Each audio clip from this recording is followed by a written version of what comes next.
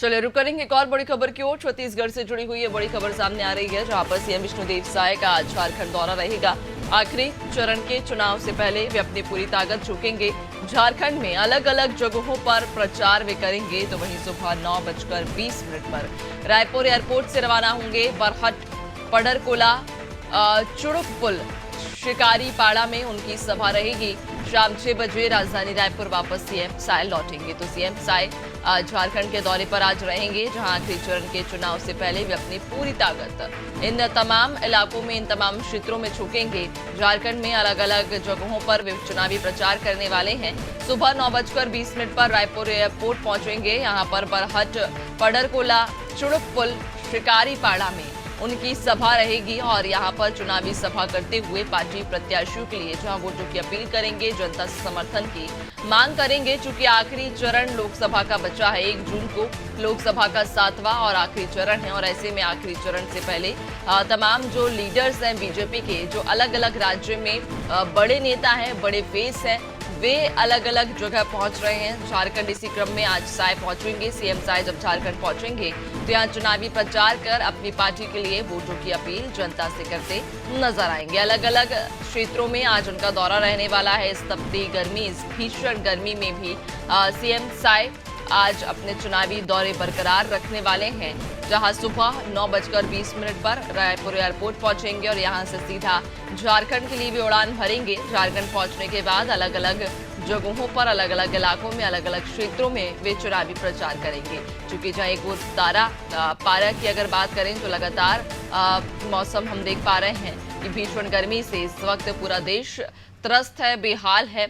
लेकिन चुनावी दौरे इस भीषण गर्मी में भी बर्खास्त नहीं किए जा रहे हैं। चुनावी दौरों पर इस भीषण गर्मी का कोई असर नहीं हो रहा है और इसकी बानगी कुछ इस प्रकार भी देखने को मिलती है कि जो दौरे हैं चुनावी तमाम दिग्गजों के, वो लगातार बरकरार है। ज्यादा जानकारी लेंगे, सहयोगी कुलभूषण हमारे साथ में जुड़ चुके हैं। कुलभूषण, एक और जहां तपती गर्मी, भीषण गर्मी से जनता त्रस्त है, लोग बेहाल है, लेकिन दूसरी ओर अगर हम देखें तो चुनावी पारा भी हाई है।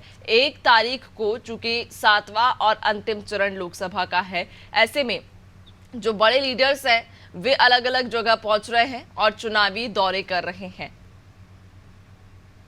जी बिल्कुल। विष्णु, बता दूं, भाजपा के जितने भी बड़े लीडर्स हैं सभी को अलग अलग जगहों की जिम्मेदारी यहाँ पर दी गई थी।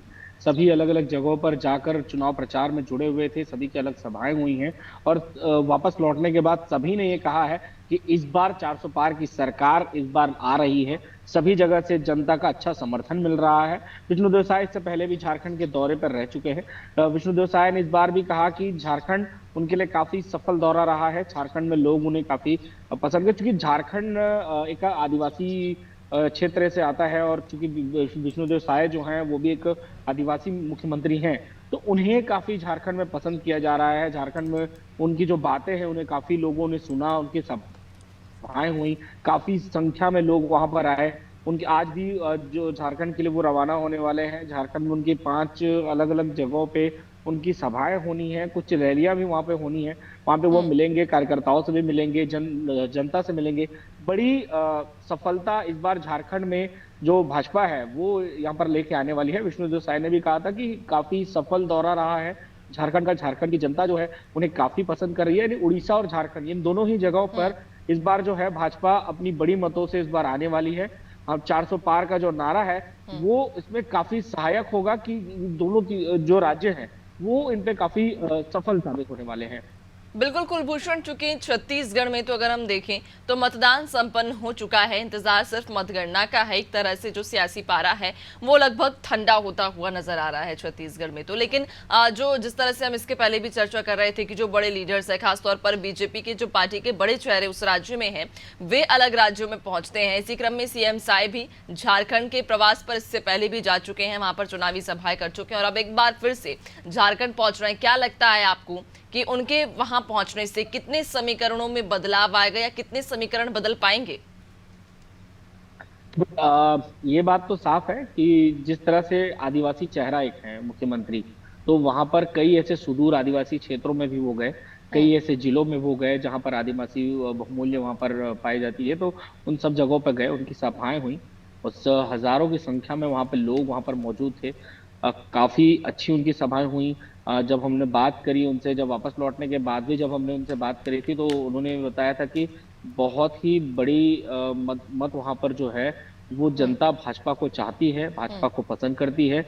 बीजेपी की वहां पे एक अच्छी पकड़ है, हम्म। क्योंकि इससे पहले की कांग्रेस सरकार वहां रही है, तो उससे काफी लोगों ने त्रस्त आ चुका है। उनके जो वादे थे वो पूरी उन्होंने कर नहीं पाए थे, और भाजपा ने जैसे ही वहां पर कदम रखा है, मोदी सरकार की जितने भी प्रधानमंत्री नरेंद्र मोदी की जितने भी वादे हैं उनको उन्होंने बताया है वहां पे, उनके आगे की नीतियों के बारे में बताया है, और हम्म। जल्द से जल्द उन्हें पूरा करने की बात कही है।